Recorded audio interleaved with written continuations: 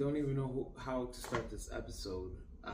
It's been maybe about 9 times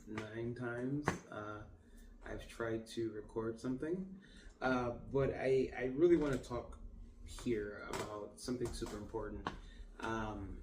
This video is going to cover a few things that I've gotten a lot of questions on, and a few things on why I started Nasty Addiction Garage as a full-time thing. So many of you guys know I was a level 1 trauma center nurse for a high velocity veterinary specialty clinic. Those fancy words mean they're just fancy words for saying a nurse that takes care of very critical animals, animals that are very close to their deathbeds. Moving forward, I've been doing that for just about 25 years. I started in that field when I was 16. I love animals, if you guys are not very aware, but I probably haven't mentioned it very many times, but you guys probably noticed a few different type of animals on the channel. I am a very big geek about animals. I love animals. I love everything about animals. But that was my calling, my passion for 25 years. I then moved on in life and then continued to grow in the field. I went from cleaning up poop to then a full-fledged dialysis nurse, a full-fledged critical care nurse. I've saved countless animals' lives. I mean, more than once. Same animal more than once. It's a very rewarding job, but it also destroys you in a way that you can never imagine. It puts in perspective life at its core, right? These animals that at one point get across a message that something's wrong with them, and they will try anything they can to show that, including biting. A lot of people think that it's we're gonna hold puppies and kittens, and that's definitely not what we do. We are there in their last breaths most of the time. So you can imagine the 25 years in a hole, in a big bubble, on how that does to somebody in itself. I think I came out pretty unscathed. It is what it is. It's part of the territory because somebody has to do it. Nowadays animals are very much like children. So there's not an animal that somebody won't help out. You know what I mean? I've seen people spend $60,000 on a pet at the hospital. And I've never seen maybe a human spend $60,000 on their kid. So it kind of brings things into a different reality for me. But moving forward on that, I feel like at some point, I wanted to start a family, and I did. So many of you guys understand and know that I am a proud, I can't explain how proud I am of a father. I am first time father, mind you. Let me reel back a little bit, but I'm a first time father as of August of last year. So coming up this year, my child is going to be 1 year old, and it's just wild because that flew by very, very quickly. And in the beginning, she was just in the womb, and I decided to start a business called Nasty Addiction Garage. And Nasty Addiction Garage was something 10 years made before. It was just a group or a name that I built for my garage, because we all know, like, cars behind me, these cars are not cheap. They're not cheap at all to build. The one specifically behind me, believe it or not, I have maybe 2 binders about that thick of receipts that I've done to this car, and I'm well up to the $150,000 mark with the multiple revisions. I'm very past that, but I don't want people to comment on here talking about how stupid I am for spending over 150,000 on a car. This is not what this video is for, but I really want to really get to the nitty gritty on these things. Are expensive, and you know, I started Nasty Addiction Garage because that's exactly what it was. It was an addiction for me. I known since I was young that I loved cars. I had a very close passion with cars, and my mom, being a single mother, she did her best, right, to be the mom and dad type of thing. So it was kind of cool. And I grew up with cars in my life a lot, and it was a very cool thing for me, and I've always enjoyed them. But I didn't get to start working on them really till maybe 2006. 2006, I was very much a Honda boy. I loved Hondas. I was all about VTEC. And I slowly drifted out of that and went into Toyotas. There was a Toyota MR2 that was for sale, 88,000 miles. This was back in 2006, maybe 2005, where it looked like it was crashed in the front, no radiator, no real bad damage at all. It looked like maybe the support took most of the damage, but they bypassed the radiator with PVC pipe, so it would overheat. But it was 88,000 miles, super clean.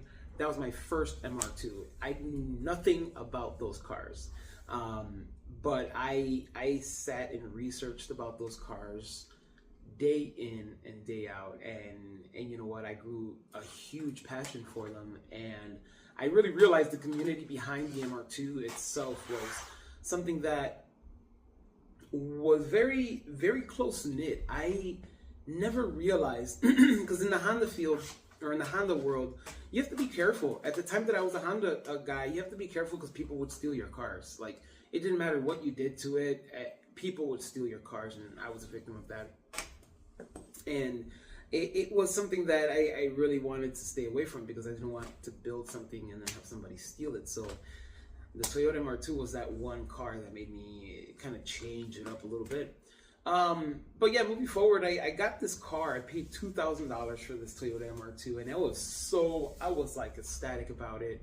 I didn't even know how to take off the T-tops for about at least 3 months, and it was like one of those things where it was like, I got a different car, I really got to study it. So I did, and I studied it day in and day out, like I said, and it was one thing to have studied it day in and day out, but I think I obsessed about it.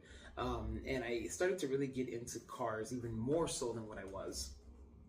At this point, it was an addiction, and I considered it just that. I would work extra hard just to go buy parts for my Toyota MR2. It's like, there was a saying that I see that's like, I work extremely hard to make sure that my MR2 is happy, but that's kind of what I kind of followed, that philosophy. And it was very weird as a young individual, not really caring about going to the clubs and doing all that stuff, but I really wanted to work on my MR2. I really wanted to know more about this MR2. So I figured that this was something more than just a passion at this point, more than an obsession. I think this was more of a calling in a way. And I held it off for 10 years, guys, because I was in a field that was so labor intensive. Being a nurse, I was working 14 hours a day, 4 to 5 days out of the week.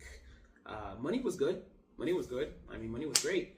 But now we're not doing that anymore. So we are at Nasty Addiction Garage. So moving fast forwarding this timeline a bit.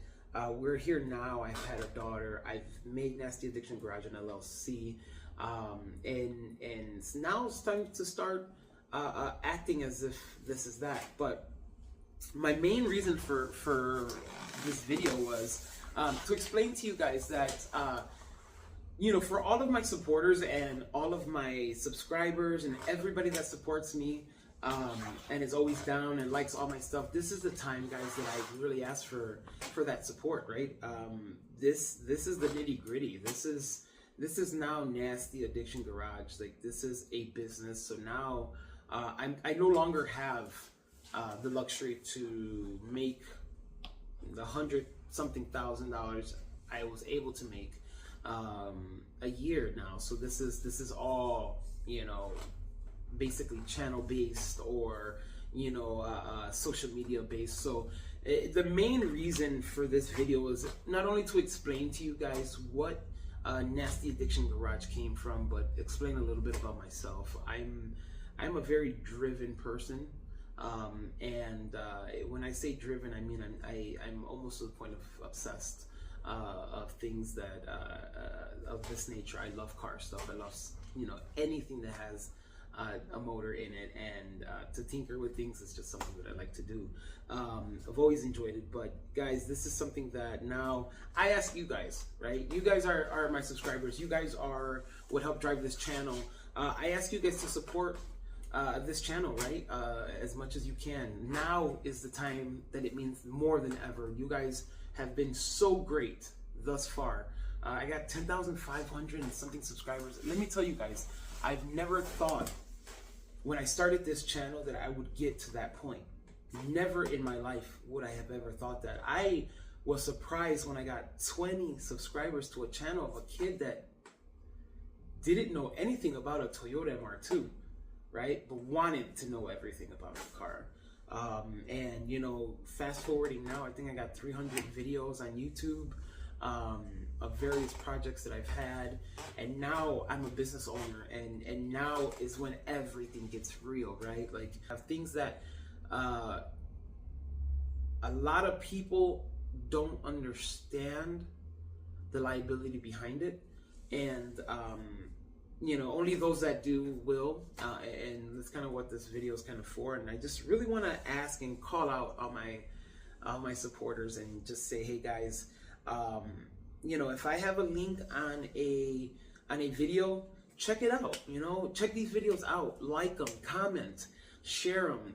These things mean a lot. Like, this channel is not, this channel's not making any money. I'll be very frank with you guys. This channel's not making any money, and I would like it to. I would like this to be a full-time gig where I'm actually making some money. Yes, I did open it up as a business, but that's a whole nother story in itself. With clients, you get things that, where I'm a restoration kind of place now, right? I'm a restoration. I do swaps, I do stuff like that, but it's different now working with clients because, everybody's very up and down and it's just different. And, you have to roll with those punches, and the only other way I can support myself and my family would be this channel. And you guys have done so well right now, and thus far in supporting this channel and commenting, liking, and subscribing, and just, you guys are great. And I just ask you guys to hey, share this stuff, step it up just a little bit more for me, and share this stuff.